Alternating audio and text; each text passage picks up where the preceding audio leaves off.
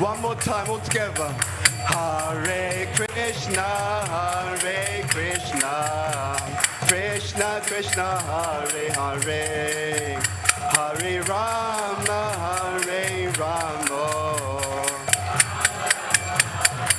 Jaya Prabhupada, Prabhupada Jaya, Prabhupada Jaya, Prabhupada Jaya.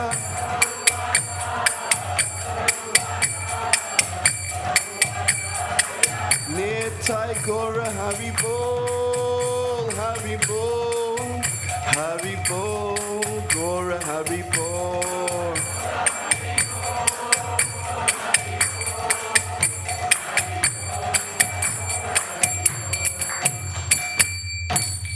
Janitai Gaur Premanandi Hari Hari Jayom Vishnupad Paramamsa Parivrajikacharya Astotra Satashi Srimati Swayangrace Sri Bhaktivedanta Swami Srila Prabhupada Ki Jai Jayom Vishnupad Paramamsa Parivrajikacharya Astotra Satashi Srimati Swayangrace Srila Bhaktisiddhanta Saraswati Thakur Prabhupada Maharaj Ki Jai Anantikoti Vaishnava Vrinda Ki Jai Namacharya Shri Haridas Thakur Ki Jai Prem Se Shri Krishna Chaitanya Prabhu Nityananda Shri Advaita Gadadhara Shivasadi Gaura Bhakta Vrinda Ki Jai Shri Shri Radha Krishna Gopa Gopinath Shama Kund Radha Kund Giri Govardhan Ki Jai Shri Vrindavan Dham Ki Jai Mathura Dham Ki Jai Navdvip Dham Ki Jai Yamuna Devi Ganga Devi Tulsi Devi Bhakti Devi Ki Jai Brihat Madanga Ki Jai Harinam Samkirtan Yaki Ki Jai Samaveta Bhakta Vrinda Ki Jai Janitai Gaur Premanandi Hari Hari Bol.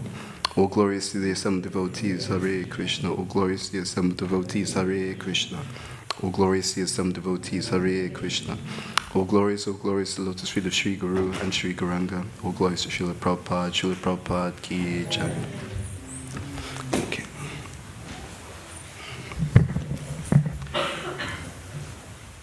Jaya Jaya Shri Chaitanya Jaya Nityananda Jaya Jaya Shri Chaitanya Jaya Nityananda Jaya Dvaita Chandra Jaya Gaura Bhakta Vrinda Jaya Dvaita Chandra Jaya Gaura Bhakta Vrinda Jaya Jaya Shri Chaitanya Jaya Nityananda Jaya Jaya Shri Chaitanya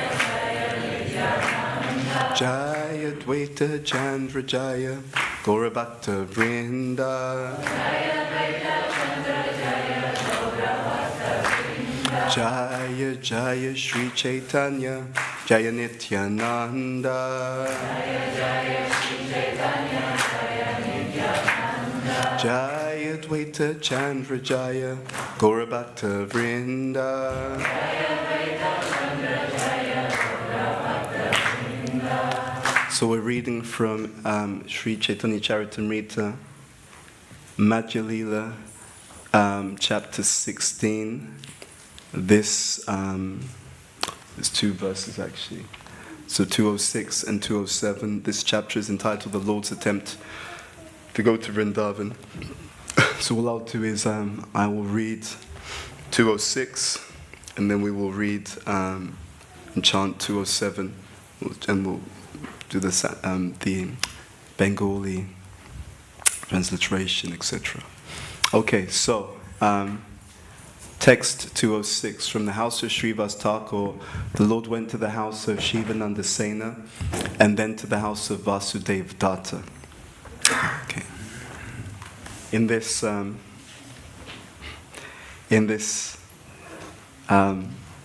of the Chaitanya Charitamrita, it goes through the travels of the Lord, and the Lord is wanting to go to various places, but his devotees are always giving him a reason. Yeah, you can go, but just wait until this is finished or when that particular time is finished.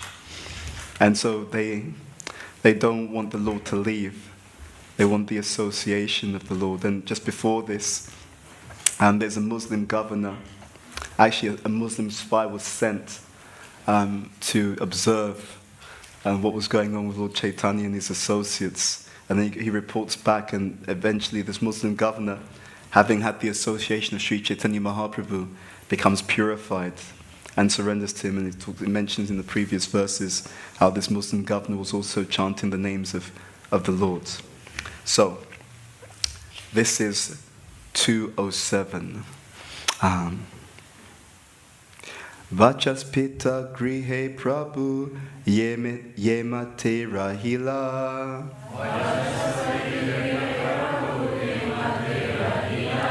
Loka bida baye yeche kuliya aila.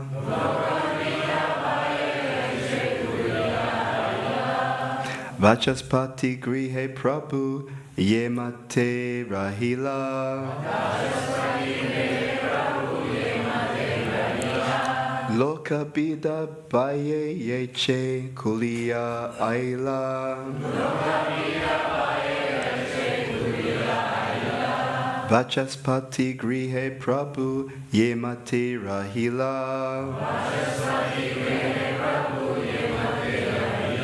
Loka bida baye yeche kuliya aila.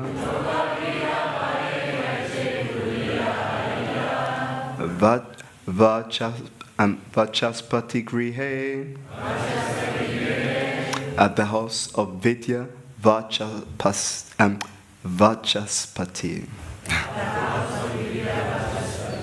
Prabhu, the Lord. Yemate, as. Rahila, stayed there for some time. Loka bida, baye, due to fear of crowds of people. Yaiche, Kuliya Aila, he came to Kuliya, present city of Navadvip. Thank you. So let's repeat that. He came to Kuliya, the present city of Navadvip. Translation in purport by His Divine Grace, Srila A.C. Bhaktivedanta Swami Srila Prabhupada Ki Jai.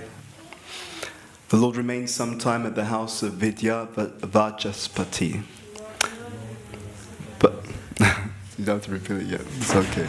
The Lord remained some time at the house of Vidya Vachaspati. But then, because it was too crowded, he went to Kuliya. Okay, purple. The house of Vidya Vachaspati was located at Vidyanagara, which was near Koladweep or Kuliya.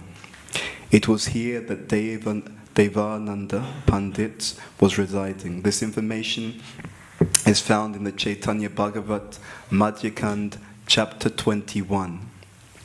In the Chaitanya Chandrodaya Nataka, the following statement is given about Kuliya. Tataha Kumara Hate Shrivasa Pandita Vatyam Abhyayayo. From there the Lord went to the house of Shrivas Pandit in Komarahata. Tato Dvaita Vatim Abhyayatya Haridasena Bivanditas Tateva Tarani Vatmana Navadvipasya Pare Kuliya Nama Grame Madhava Dasa Vatyam Uttir Navan Evam Sapta Dinani Tatra Stitva Punas Tata Vatmana Eva Jalitavan. From the house of Srivasacharya, the Lord went to the house of Advaita Acharya, where he was offered obeisances by Haridas Thakur. The Lord then took a boat to the other side of Navadvip, to a place called Kuliya, where he stayed 7 days at the house of Madhavadas. He then proceeded along the banks of the Ganges.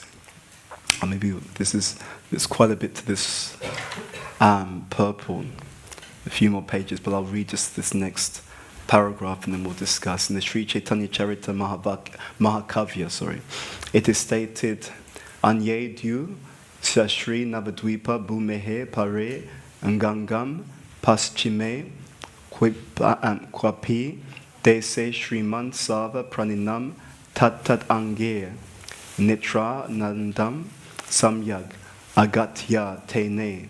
The Lord went to the eastern side of the Ganges at Navadvip, and everyone was pleased to see the Lord coming. Actually, let's just read a little bit more. This is useful. So in the Chaitanya Bhagavat Antyakand, chapter 3, it is stated, Sava Parisada, Sange Shri Gaurasundara, Achambite, Ashi, Uttarila, Tanra Graha. The Lord suddenly came to Vidyanagar with a full party and stayed there in the house of Vidya Vachaspati, Navadvip Sava, Dike Haila, Dwani. Thus, throughout Navadvip, the Lord's arrival was made known. Okay, we'll stop there.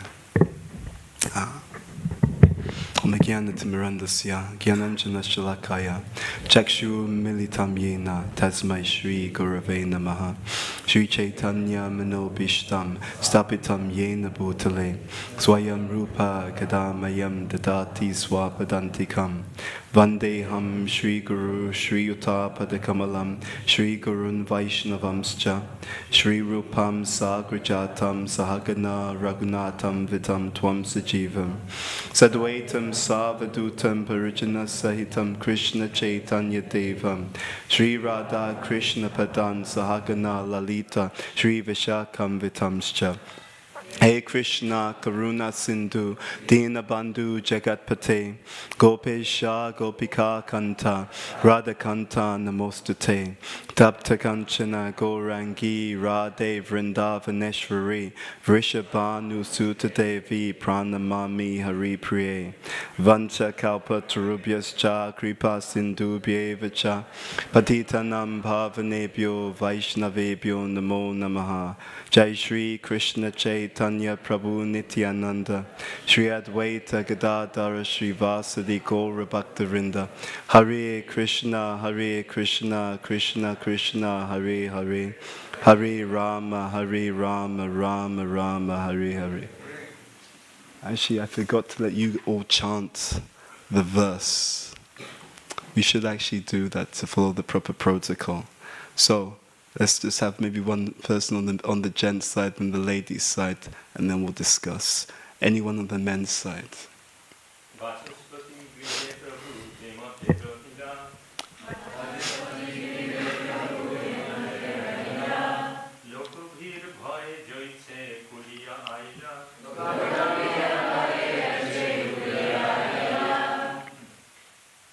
On the ladies' side, please.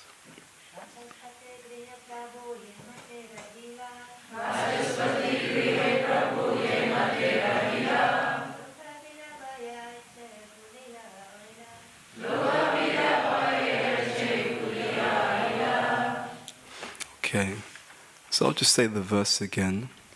The Lord remained some time at the house of Vidya Vachaspati, but then because it was too crowded, he went to Kuliya.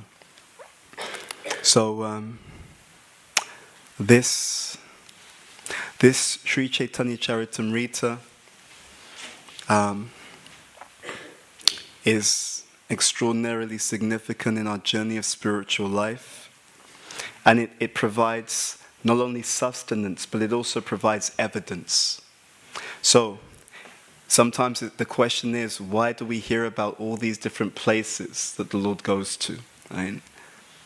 And if you go to the end of this particular purport, Prabhupada will actually state, and I'll just read this because it's relevant. He'll state something about the geography.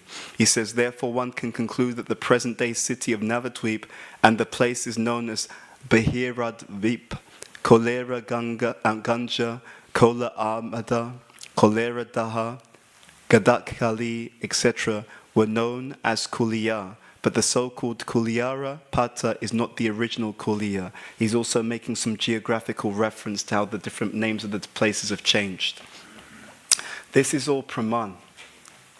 This Shastra, we say Shastra Praman. This is actually evidence. Sometimes people think that religion is a belief system, that someone believes in something. Our teachings don't actually work on that platform. They start above that platform. Here you have historical evidence of the existence of Sri Chaitanya Mahaprabhu.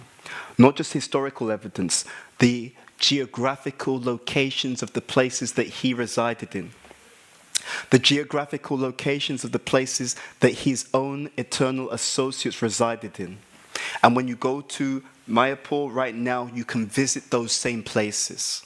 Right? So this is not someone's idea. This is not someone's ideology. This is historical fact. In fact, whether it's Mahabharata, right? And within that the Bhagavad Gita, whether it's the Ramayana, all of these are itihasa. Right? Iti-ahasa. Iti, thus. It. Hasa, happened. Thus it happened. Itihasa means literally history. So these pastimes, they take place. Why? Because Krishna comes in his most merciful incarnation to bring us back, to call us back. In this wonderful section of the Bhagavatam, in the purport, Prabhupada also speaks about this. People are coming. I'll just read this. He says, when Sri Chaitanya Mahaprabhu stayed at Vidya Vachaspati's house, many hundreds of thousands of people went to see him and chant the holy name of Hari. It was so crowded that people could not even find a place to walk. Therefore, they made room by clearing out the jungles near the village. This is very, very significant. We sometimes think in our endeavor to share Krishna with others that we have to convince others. Right? The idea is that I'm going to make someone a devotee. No one makes devotees. Everyone is a devotee. The starting point is to understand that hardcore atheist is an eternal servant of the Supreme Personality of Godhead. Everyone is a devotee. Right? The mindset that we have changes everything. If we work on the basis that this person isn't a devotee, they're not likely to be interested, then we find it difficult to reach out to them. But if we work from the mindset that everyone's a devotee, it is simply that they have different degrees of covering. It is simply that they have different degrees of covering. Then it changes the way that we approach them. Huh? That is actually our philosophy. Jivera Sarupoya Krishnera Nitya Das. Your aunt or uncle who doesn't like you being involved in Krishna consciousness, they're an eternal servant of Krishna. It is simply a question of covering. So what is outreach? Outreach is the science of seeing how we can remove the coverings to them understanding who they always were. Right? That's the point. Everyone, atheist, religionist, whatever religion that they are in, they're all eternal lovers of Krishna. Here, this potency is displayed, attractive potency. We say that Krishna is full in all opulences. Not exactly. Not exactly. Because actually there's no such thing as Krishna being full. You see? These opulences, these are attractive agents. Okay, beauty, an attractive agent, right? So people are drawn to that.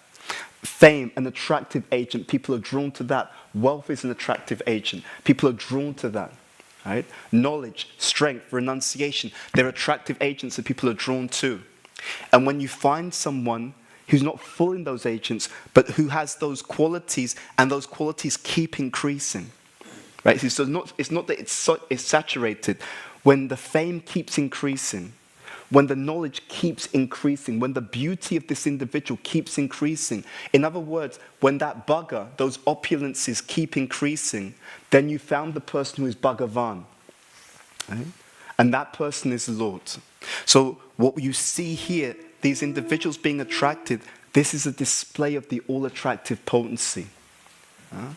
Achintya Shakti, the potency of Krishna, the Antaranga Shakti, the internal potency, it is absolutely all attractive. Ironically, in Sri Chaitanya Mahaprabhu's own prayers, Jai Shri Shri Radha Gokulananda ki Jai, Shri Shri Sitaram Lakshman Hanuman ki Jai, Shri Shri Gaunitai ki Jai, Guru Parampara Srila Prabhupada Tulsi Maharani ki Jai.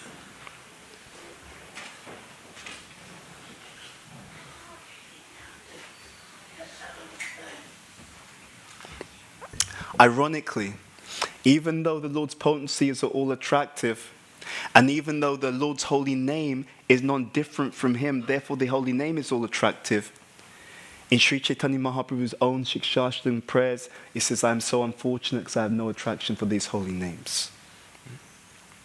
So there seems to be a dichotomy here. How does this work? Right? We say that the Lord is all attractive, and we are in a material world full of people who don't want to surrender to the Lord. So it's like this. And people also ask this question, if this Krishna consciousness is so natural, why do people struggle to do it?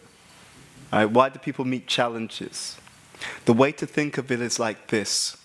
If you're drowning, you're underwater, you're struggling to breathe, and someone suddenly pulls you out at the last minute, then how is your breathing? You were drowning, and someone just pulled you out of the water. Just before you were about to pass away, they pulled you out of the water. How is your breathing at that time? Anyone? Unsettled, labored, etc. But is that the natural condition of breathing? Yes or no? No. The reason why the breathing is so unsettled is that we've just been taken out of an unnatural situation.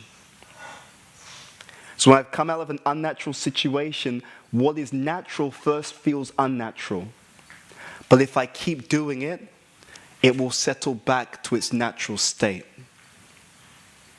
So in the same way, when we take to this Krishna consciousness, it is the state of the soul to love God, to love Krishna. But at first it may feel unnatural, in contrast to the unnatural state of material life that we were previously in.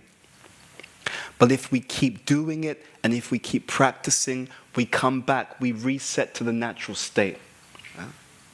So therefore, the devotee should understand that this potency that's being displayed, this attractive potency, this display, where all of these individuals, when they heard about Sri Chaitanya Mahaprabhu being present, everyone comes to see him. Symbolizing that actually the Lord is all attractive. Krishna, all attractive. Sri Chaitanya Mahaprabhu also, as the incarnation of the Lord, all attractive. And that complexion is very significant. Krishna's complexion is blackish like a monsoon rain cloud. And at the same time it's effulgent. The way to think about this is sometimes when it's rainy, I say sometimes we're in England, it's always raining, okay. But bear with me, okay. In England it's raining, okay. You see these dark clouds, but sometimes you catch the sun is just behind the cloud. You see that? You remember that situation? The sun's just behind the cloud. So you've got a dark cloud and you've got the sun behind it. It's dark and at the same time it's what? It's effulgent. Right? So it's luminous and it's dark at the same time. So Krishna's complexion, he's all attractive. That darkish complexion, that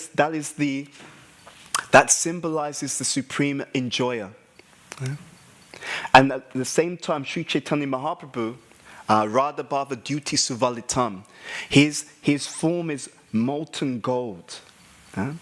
That gold color, gold is the color of prema.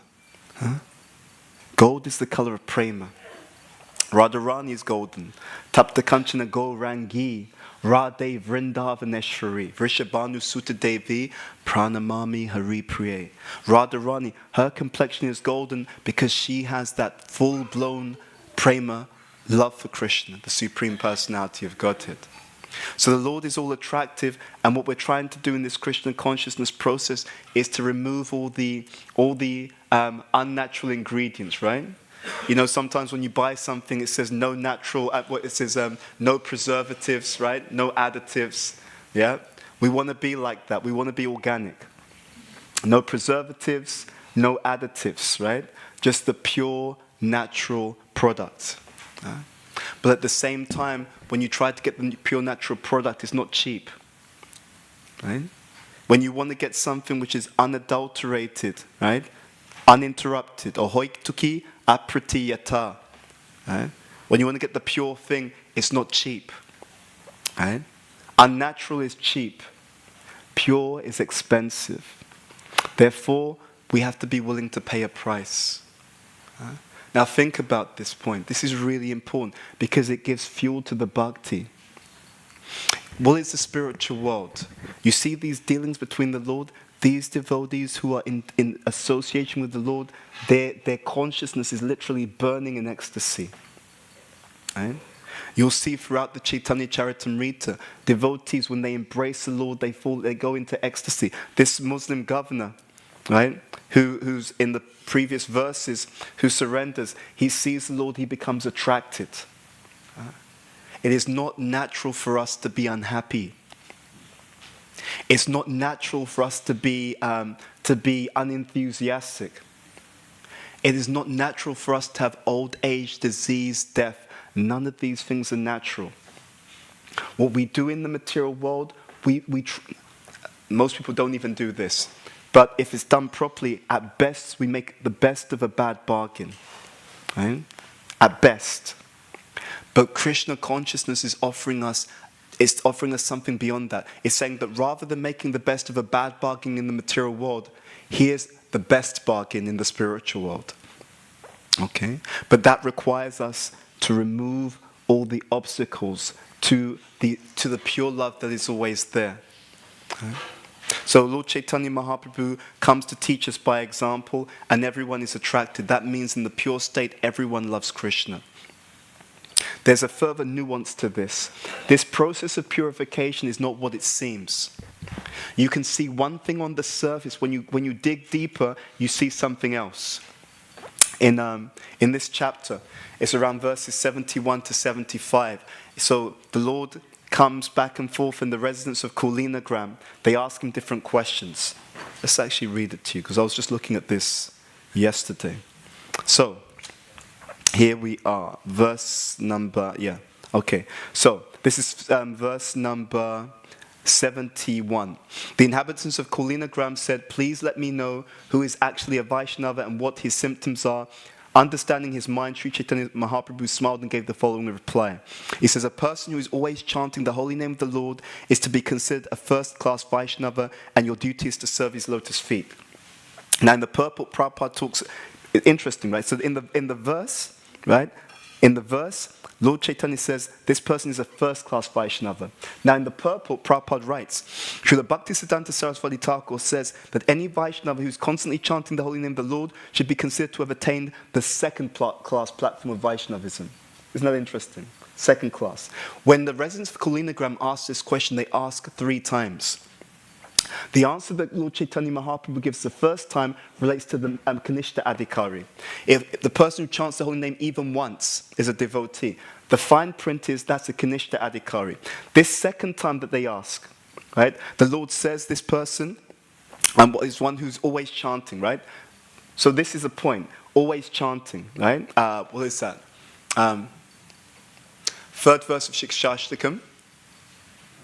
Janada Pisaniche no, Taroa Pisahishnu na, Amanina Manadena, Kirtaniya Sada Hari. That second class means Kirtaniya Sada Hari, always chanting. Right? And that's the person who's a Madhyam Bhakta. And then in the next point, because they ask again, right, so this is verse number 73. The following year, the inhabitants of Kulinagram again asked the Lord the same question.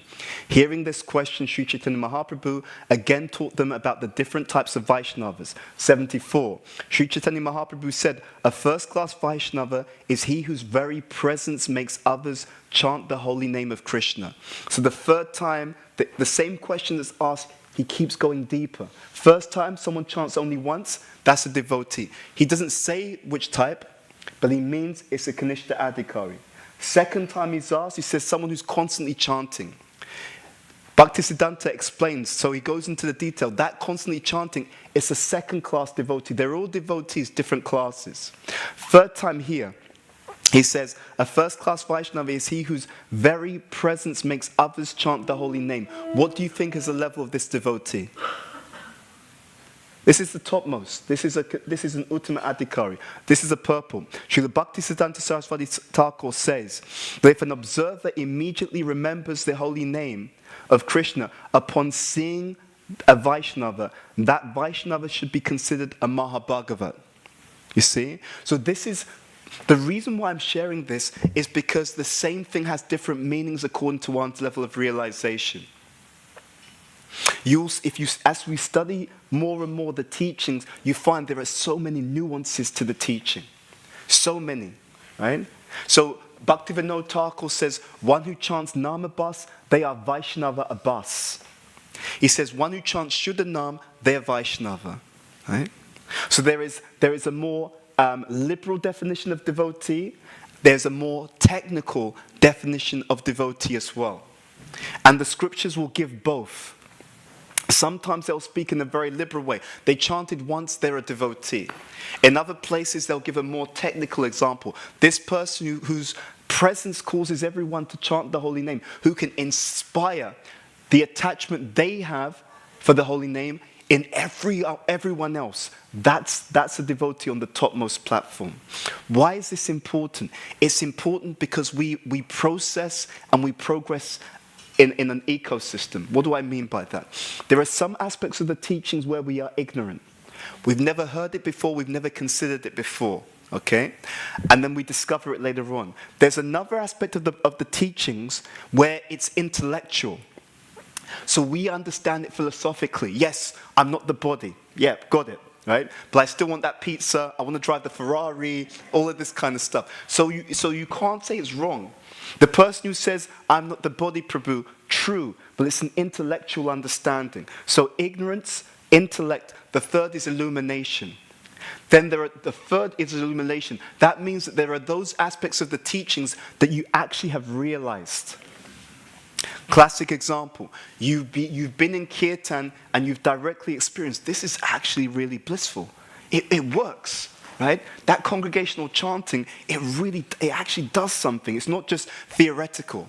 And at any one time in our spiritual life, there are some things that we are ignorant of.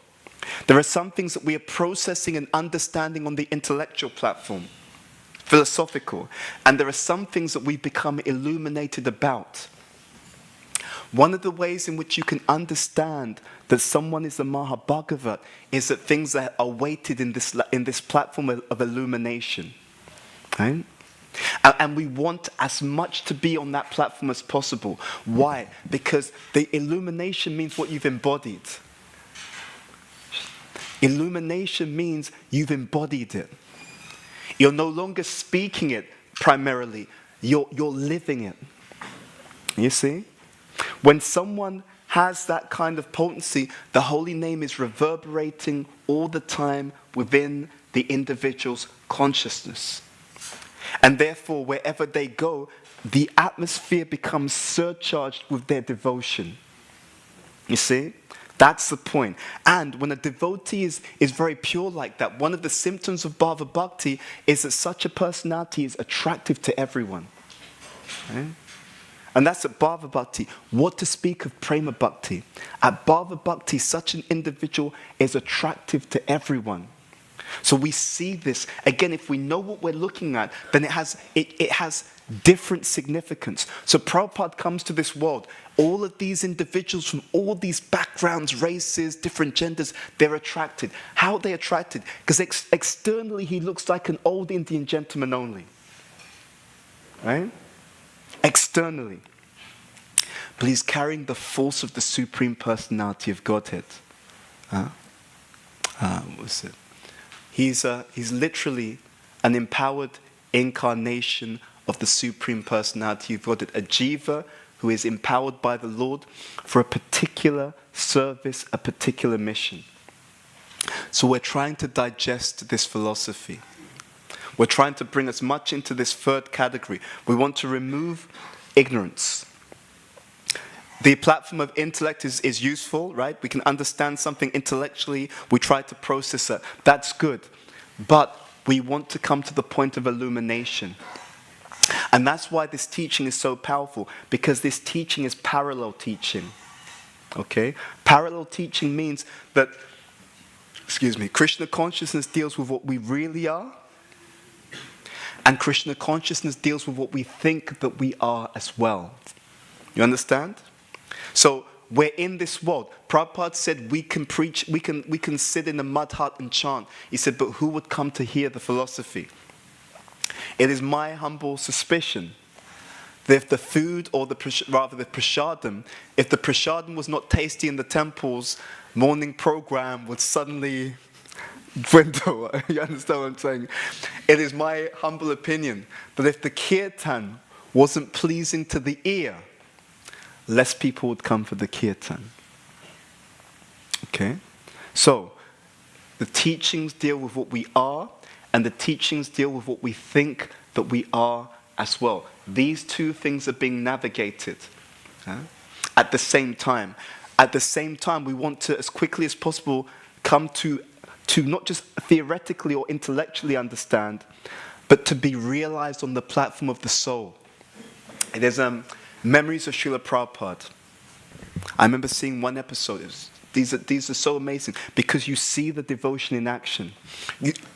You get to see what it's like in the modern contemporary world when someone is walking in this world and they have full-blown prema. They have pure love for Krishna. There's a pastime. The devotees dropped the prasadam, right? The plate of prasadam. They dropped it, and they dropped it somewhere which was actually, there were some other things there. And they were so apologetic to Prabhupada. Prabhupada, he said to them, just put it on the plate, and then he ate every single morsel. He ate every single morsel. They saw him. Everything. He wasn't thinking, oh, you dropped it, this is unclean. He ate everything. What is that? It's that realization. Now, I'm not saying that we should copy that. Right? We have to act according to our realization. And that's why Krishna consciousness is really a science. Right? See, it's a science because it's personal. It's not one size fits all. What works for someone at one level of advancement, for someone at a lower level, that will be an issue. It'll be a real issue. So we have to see where we are. And by seeing where we are, we apply the philosophy expertly. It's just like, and we've all experienced this, it's just like when you were at school.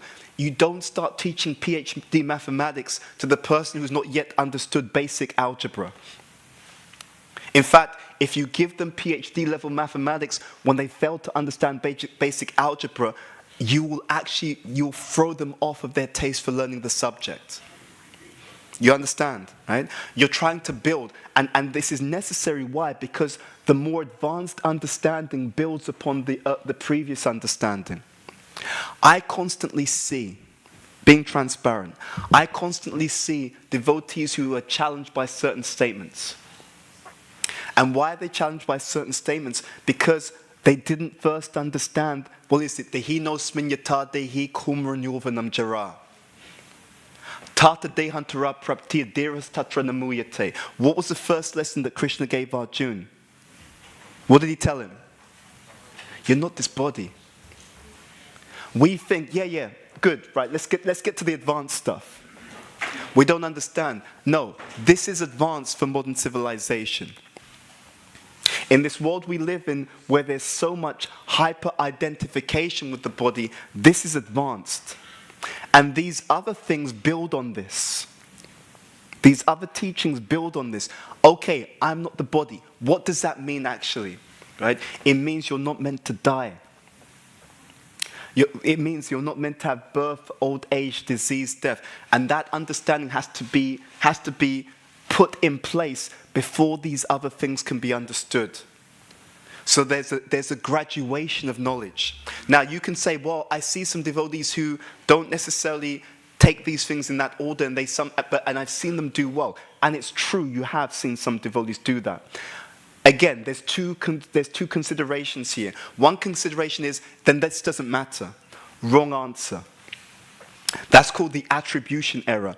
I jumped to the wrong conclusion. The proper conclusion is, if they're doing well, it means they assimilated that teaching in the previous life. You see, they came in with the foundations already in place. Therefore, naturally, they're now digesting higher understanding because they have a firm basis for that higher understanding. Right? This is how the teachings actually work. So what we're meant to do in Krishna consciousness is really take this teaching in. So now the question is, how do you take it in? Yeah, I remember noticing something, because I like to hear classes and note stuff, and I remember distinctly seeing how my spiritual master often wasn't impressed by people who could quote lots of verses. I'm like, yeah, Sanskrit, like that, and he's just like, you fool, like that. And I thought, why? Because it's important, and he himself said it's important. But what I came to understand over time is that it's easier to quote the verses than to live the verses. Do you see the point? I can give you all these verses about being compassionate while I myself am harsh, rude, and lack compassion myself. I actually began to understand, you should know the philosophy, absolutely should. And you should know these verses. You should be able to quote these verses with evidence. These verses are themselves praman, shastra praman. They're evidence in themselves. But more than that, to have the effect that this person, Sri Chaitanya Mahaprabhu, is having, to have the effect that Srila Prabhupada is having, you have to embody this. You see? They should meet the verses. People should meet the verses in our character even before they meet the verses in the scriptures. That's revolutionary. They must meet the verses in the character of the devotee before they meet the verses in the scriptures. Otherwise, what they will think is that this theology is not alive. Right? They understand that it's alive because they see it living in the devotee who's giving them the book. They see it living, they see it as a living theology. Was it Tamal Krishnamaj's thesis when he went to university, a living theology of Krishna Bhakti. Right? They've got to see it alive in us, and we have to feel it being alive in us as well. Right? There's so much nectar in this movement. There's so much nectar in this movement if we're ready to open the honey jar, right? If we're ready to open it. And this section also is speaking to that. The Lord goes somewhere, everyone comes. There's a wonderful line I wanted to read you in here because it really stood out to me. Let me just find this for you. Let's see. Yeah. So this is all part of the same purport. Thus, because it's talking about everyone coming to the Lord. So interesting. It says here, after crossing the river, everyone began to embrace one another because they heard the good news of Sri Chaitanya Mahaprabhu's arrival. This line, ladies and gentlemen, is so significant. Everyone began to embrace one another because they heard the good news of Sri Chaitanya Mahaprabhu's arrival. We are in the process of changing the way that we deal with all living entities. We're in the process of changing the way that we deal with ourselves and the way that we deal with humanity. The way that transformation occurs, the way that we feel genuine love for our brothers and sisters in this movement and outside of this movement is to the extent that we imbibe Sri Chaitanya Mahaprabhu's teachings. It has this effect. If you love Krishna, you love everyone. And it's not theoretical. It's not something you just read on the pages of a book. You actually feel that way about other people. Now, the difficulty we have is we have so much philosophy that we can skirt over it. So what we're going to do now is press pause. Take a moment and think about the purport to this statement by Prabhupada. This is in the purport to this verse. What would it be like if, because of your deep cultivation of Krishna consciousness, when you meet people, you feel a natural, strong love and appreciation for every single person that comes into your association? It is practically inconceivable to imagine, because that's not our experience in this material world. But that's the effect of Krishna consciousness. This world is full of people who try by so many artificial means to bring about a real society of caring. And you see right now there's so much polarization between the genders, between the races, between different nations. So much polarization. The only thing that's going to cause that rift to heal is the advent of real spiritual knowledge.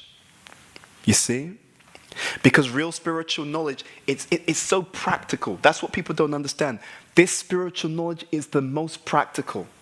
Why is it so practical? It's because it changes people at the root. This point of cleaning the heart, Cheto, Darpana, Marjanam, that's the root issue. And therefore, any process or practice that brings about not just a change of heart, but any process or practice that brings about a significant, substantial, and sustained change of heart, it leads to everything else changing. Yeah? This is how what you read in the books becomes practical. A heart that is cleaned changes his or her orientation to every aspect of this world and every person in this world. So the most practical thing to do for humanity is to give people a science by which they can clean their hearts. Knowing that the world that we live in right now it has always been and always will be a reflection of the state of consciousness of the aggregate of humanity. You see? So therefore, it's such a beautiful thing. There's a hidden science in Krishna consciousness. Right? We say that Krishna is Sarva Karana Karanam. We say that he is the cause of all causes. There's a hidden science in Krishna consciousness. And it's the science of understanding the cause and the effect.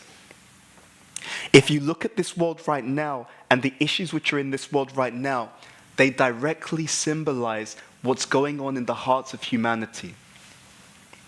And therefore, when you see what's going on in the world, we can infer that the consciousness of humanity right now is in a really bad state. It's in a really bad state.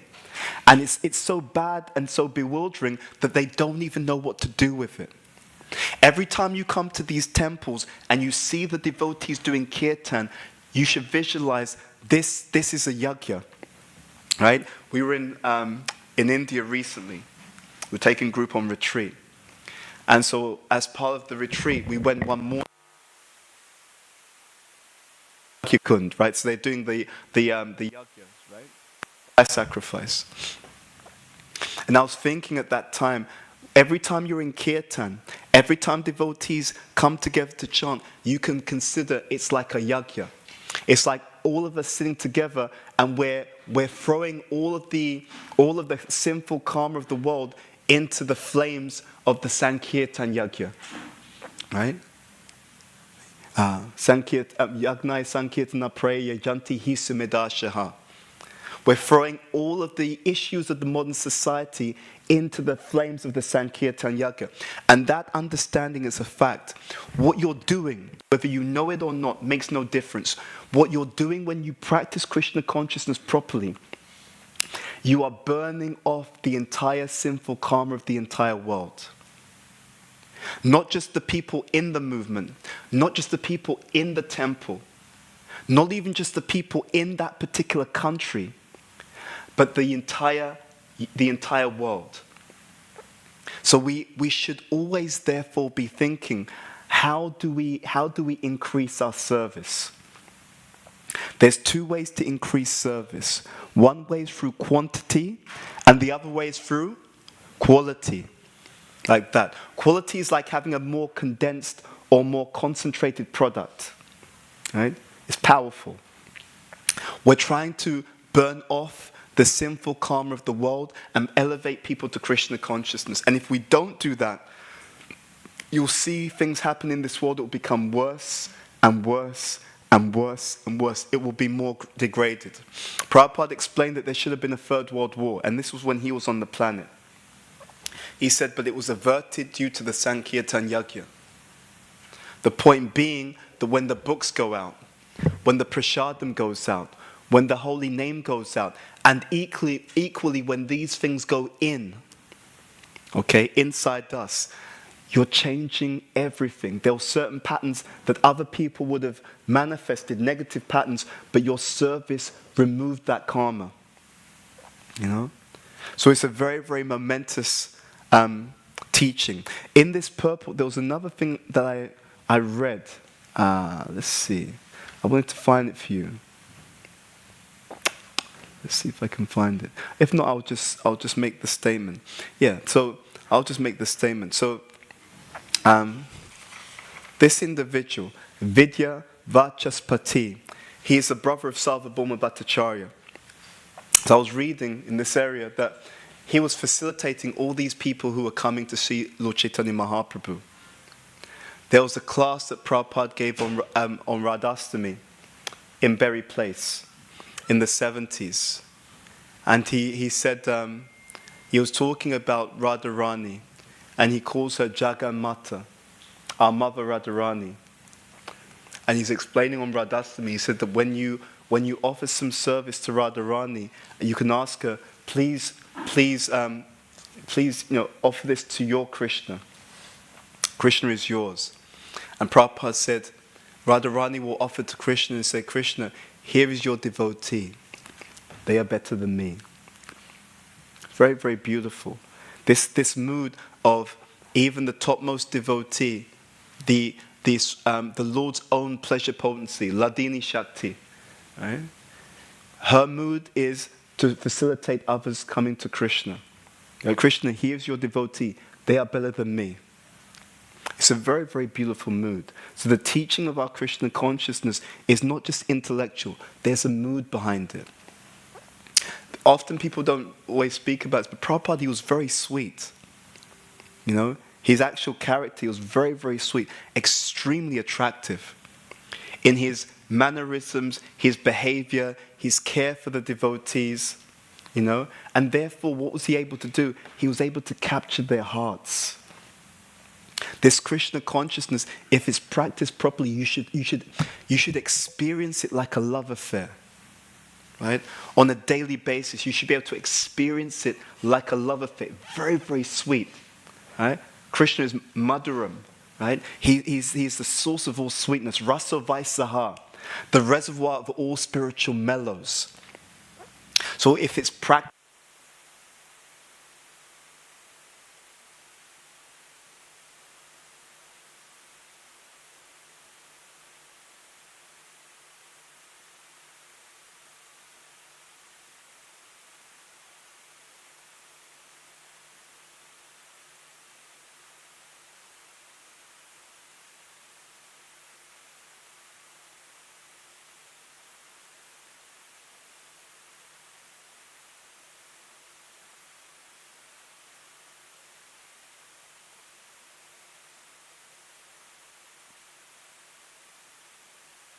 in Kali Yuga, and that's the false ego.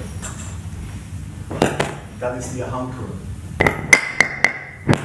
Just wait for our technical transformation.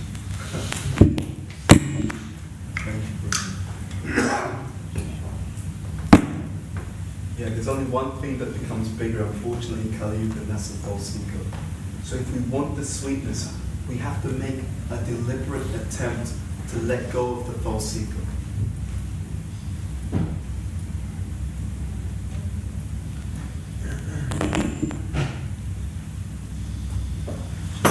Maybe that'll help. I'm not sure. Okay, sorry.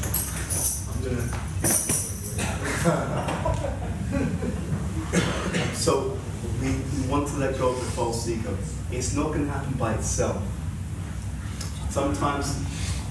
Being honest, sometimes what happens in Krishna consciousness is that we have a paradigm shift, and we don't want to shift the paradigm because we've already had to do so much work, right? I came in, I had to accept that I'm not the body. Okay, that was revolutionary enough, okay? And now you're telling me I've got to do this as well, right? So it becomes, the idea becomes that there's more to be done, but you should think of it in this way. You should think that there's more to gain. There's more to gain. If we make a concerted effort to let go of false ego. And by the way, that's not going to be easy. Concerted effort to let go of false ego means I'm going to start now practicing being happy for the success of other devotees. You understand? Right? Someone distributes more books than you. How do you really feel? We'll say all the right things. Oh, yeah, Jai. Thinking, damn, what did he do? Like, how did that happen? You know, I tried all my best lines on the street and still he beat me. Christian, what's going on here? Right? No. Real Krishna consciousness, it's real work. It's real internal work. But the results are unbelievable. The results are eternal. We're going to actually work to remove the false ego. Now I have to practice taking more joy in seeing these other devotees succeed than I would in my own success in spiritual life. It doesn't feel natural. It's got to be practiced. It doesn't feel natural, again, because just like the drowning person, when we come out of the water, it's like, whoa, the breathing feels labored. But it is natural to feel that way. Isn't that interesting? In our pure state, we would be so happy to see others progressing. In our pure state, we would feel tremendous love and not just love, we'd feel fullness in seeing, wow, this person's serving Krishna so nicely. This person, they're dressing the deities so nicely. These ladies, they look so beautiful anyway. Just look at that. Just look at them. In our pure state, this is how we actually feel. So it's blocked by this one thing, false ego. So therefore, in our pure state, you wouldn't actually take offense for yourself. There'd be no such thing as taking offense. Someone does something that you don't like. In the pure state, you would feel sorry for them. How sad. This person's so insecure that they're damaging, they're harming their own spiritual progress by acting in this particular way. In our pure state, we would not take any offense. So we have to practice. With this chanting, with this hearing, with the darshan, with the service. In our pure state, when we do service, we're not worried about the result for ourselves. In our pure state, when we do the service, we're thinking, how can I do it so that Radharani will be pleased? How can I do it so Krishna will be pleased? It is completely selfless service. So there is a smaranam. There's a mentality, a meditation that accompanies the activities of devotion. And the more that we do that, the more that we melt away the false ego, the more that every one of us will experience Krishna coming through. He wants to, this is the beauty of Krishna consciousness. It's the irony of Krishna consciousness. The more you're concerned about Krishna's welfare, Krishna's pleasure, the more pleasure you experience. Isn't that interesting? It's exactly the opposite of what people think of this material world. In the material world, the consideration is the more I focus on my gain, the more I gain. It's the opposite. It's the opposite. It's exactly the opposite. If you do a survey of the devotees, you'll see the most unhappy devotees are the most selfish. Right? The most unhappy devotees are the most selfish, and the ones who are they really feel something in this Krishna consciousness. They really feel, oh wow, Krishna's so kind. They can feel that. Are the devotees who are soft-hearted, and why are they soft-hearted? Soft-heartedness means that the heart's selfless. It's developed that selflessness. So we really have to practice. And the more that we practice, what will happen is Krishna will do it through you. You know? His ecstasy becomes your ecstasy. More than. There's a place in Krishna book part 1, where Prabhupada writes that the devotees of the Lord enjoy hundreds of thousands of millions of times more than the Lord himself. You can find that in one of the chapters of Krishna book part 1. So we don't understand what we're missing. We don't understand what we're missing. This is your birthright. You see? We're not meant to be unhappy. We're meant to be fulfilled. We're not meant to suffer birth, old age, disease, and death. We're meant to experience eternality. Sat Chit Ananda. Eternality, full wisdom, and full bliss. And this is the gift that Lord Sri Chaitanya Mahaprabhu has come to give every single one of us. So in summary, we understand that the process works in different ways.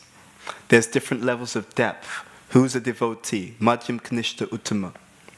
There's what we know intellectually. There's what we don't know, There's what we know intellectually and what we've realized. What has become illuminated within us. And there is the cultivation of the heart. How do I get to this pure state? I get to this pure state when I practice being even more happy to see others progress. When I take joy in giving service to others with no selfish agenda. And I understand that at the same time, when I don't have a selfish agenda and when I'm doing it properly, not sentimentally, when I don't have a selfish agenda and I'm serving properly, I know I am being personally taken care of by the Supreme Personality of Godhead. Because he will facilitate such devotees. As he himself says, as you surrender, I reward you accordingly. Yeya tamam prapadyante. Tamsateva bhajamiyaham. Mama vatmanuvatate manusya pavasavashaha. So we need to get out of the way of Krishna's reciprocation. Okay? We want to take every opportunity to remove the barriers to experiencing Krishna's love and to being able to share that love, that bliss, that ecstasy, those spiritual realizations. Let that flood into your life and let that be the gift that you give to everyone that you meet through your character, words, deeds, thoughts, actions, everything. It's completely possible. Okay? This is the last point. It's completely possible because Lord Chaitanya came. This is the last point. In Kali Yuga, it's considered that everyone's disqualified. Right? In Kali Yuga, everyone's disqualified. So now the question is, if you have a gift to give people and no one's qualified for the gift, you have two options. Option number one, no one gets the gift. Right? No one's qualified, no one gets the gift. Option number two, no one's qualified, so just give it to everyone. You see the point? We're lucky, we got option number two. Right? Option number two, no one's qualified, say it doesn't matter. Lord Chaitanya says, look, I know you're in Kali Yuga, how can you be qualified? But just take it anyway. Right? That's what we've been given. That's what we have offered to us every single moment of every single day in this movement. It's the highest gift to the least qualified individuals. Right? That's the point. We talk about, We talk about Kartik being like a sale. But you should understand, you're getting a discount all year round. Like that. That's the point of Krishna consciousness. Okay, so we should take the gift. Shri Chaitanya Charitamrita ki jai. Srila Prabhupada ki jai. Janitai Gaur Premanandi Hari Hari Bol. Do I have time for any questions, comments? If there is, oh yeah, you can put a microphone. Good to see you. Hare Krishna. Hari Bol. Yes. Thank you, Pura. I particularly appreciated the point you made around we have to live the theology before someone reads the theology, and you spoke about the different qualities that we kind of have to live, and I think you gave the goal of trying to see everyone in a deeply loving mood. I was thinking of, we taught to be tolerant, humble, compassionate. Do we work on these qualities individually, or is there like a root quality that kind of we can focus on that everything else comes from? It's a great question. In Harinam Chintamani, Srila Bhaktivedanta Thakur, he states that within Krishna consciousness, there's what's called the Swarup Lakshanam and the Tatasya Lakshanam. He says the Swarup Lakshanam of the devotee is Sharanagati, which means surrender. He says the Tatasya Lakshanam is the 26 qualities of a devotee. So what that means is all the good qualities of a devotee, that when those qualities are manifested from a spiritual basis, they come by our surrender actually. Right? At the same time, if we read Prabhupada's books, he does tell us one should practice being compassionate. The preaching is actually meant to be a physical or social practice of compassion. You see? It can be done in different ways, and sometimes with the wrong mentality. But when it's done properly, what you're doing, when you give people books, your mentality should be, I want to help these people to come back to Krishna. This person, doesn't matter whether they're a millionaire, a homeless person, this person is suffering with their karma. And I don't want to see my family members suffering with their karma. Even the person who seems to be okay today, you don't know what they're going to experience tomorrow. In fact, generally, most of the people who are doing well today are going to have to pay a big price for that tomorrow. You see? So everyone's in a bad state. So the root of it is the sharanagati, the surrender. So that's the main thing to cultivate. But we also practice those other qualities in our dealings. What usually happens is that within our spiritual life, Krishna will arrange circumstances where particular qualities need to be practiced. You see? I was speaking to one devotee about this. He made a good point. He said to me, this devotee who's from here, he said to me, he told me that, because I won't say that bit. He said to me that, we have karma, right? So wherever you go, sometimes the same thing will play out, which is completely true. But my point to him is that we also have room to maneuver within our karma. And I gave the example of someone who commits suicide, right? So what happens? A living entity has the karma to live till the age of 70. But they have the choice to leave their body early if they choose to. They shouldn't. It's not recommended. But the person decides at the age of 60 to commit suicide. So there's room to maneuver within their karma. So now because they committed suicide at the age of 60, they're not going to get their next body for a while. Because they've actually shortened their life beyond what they should do. So in the same way, so the point that we were talking about was that there's different types of karma. There's prarabdha karma. Prarabdha karma means something that you can't get around. So whatever you do, you keep meeting the same situation again and again. And it's Krishna showing you, work it out. Right? Wherever you go, I'm going to follow you with this situation because I want you to learn something from this particular situation. Yeah, like that. So in that sense, you'll see that as you surrender, the situations that we need for our growth, they will come to us and they'll keep pursuing us because there's something that we're meant to learn from that situation. I know one devotee who had some, realization, and he understood that there was a particular quality that he needed to develop. Like that, he was given that understanding. And it was also, he was given the understanding, and then he was also shown circumstances in his life where things hadn't worked out because he hadn't developed that particular quality. And then Krishna arranged for him to get additional proof from another source about this, and he was told the same thing in a different way. And he understood, Krishna's telling me this, you need to work on developing this particular quality. So it's in the process of Krishna consciousness and through the association of devotees, if we're conscious, it's so beautiful. If you're conscious, Krishna keeps sending you love letters. Seriously, he keeps showing you, look, this is the thing to work on. And it's so beautiful because it's not that all these qualities are equal. You work on the thing that Krishna tells you to work on, the effects are disproportionate. You see? It is a fact that for every devotee, there are particular qualities that help you to make advancement. It's a fact, right? That's a fact. If you're conscious of what those qualities are, and you work on those qualities, you will see that you will accelerate in spiritual life and you'll get so much taste from it. Some devotees, they're greedy. They're actually greedy. And the thing that they need to learn is to be more selfless in what they give. For other devotees, they're too meek. And Krishna wants them, you should be more bold. I've given you this insight, you should be more bold in spreading it. And another devotee, they're lazy. And so Krishna keeps pulling them in situations where they have to work really hard because the lesson he's trying to teach them, you could do more.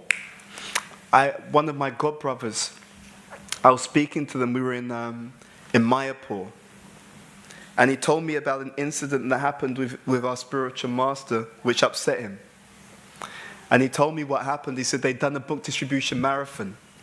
So the next morning, they were reading out the scores. He'd done the most books. So my spiritual master read out the scores of everyone. They were all glorified. And then he read out the score of this devotee, and he just skipped over and carried on. And he deliberately didn't glorify him. And he was hurt. The devotee's name is Ganesham Prabhu, Indian body devotee. He was very hurt by that. But he was my Guru Maharaj's personal servant. So later that evening, my Guru Maharaj spoke to him and said, I know you were upset that I didn't glorify you. He told him that. He said, I know you were upset that I didn't glorify you for the book distribution that you did. And then my Guru Maharaj explained to him, but what you need to understand is these other devotees, the number of books that they distributed, they didn't do as many books as you, but they did the best that they could. Because they did the best that they could, that's why I glorified them. You did more books than them, but I know what your capacity is. You could have done a lot more. So because you didn't do as much as you could have done, and they did as much as they could have done, even though externally it looked different, I glorified them and I didn't glorify you. He actually told him that directly. So it works in a different way for us. Yeah? But if we try to surrender, you will see Krishna will communicate. He does it through circumstances. He can do it in whichever way he likes. But you just want to be conscious. You just want to be conscious. And you'll see how much Krishna personally helps each and every one of us to move forward. He's a very sweet person. He's like that. And Radharani is even more like that, actually. Does that answer your question? Thank you. Do we have time for one? Do we have any more questions, first of all? Yes, no?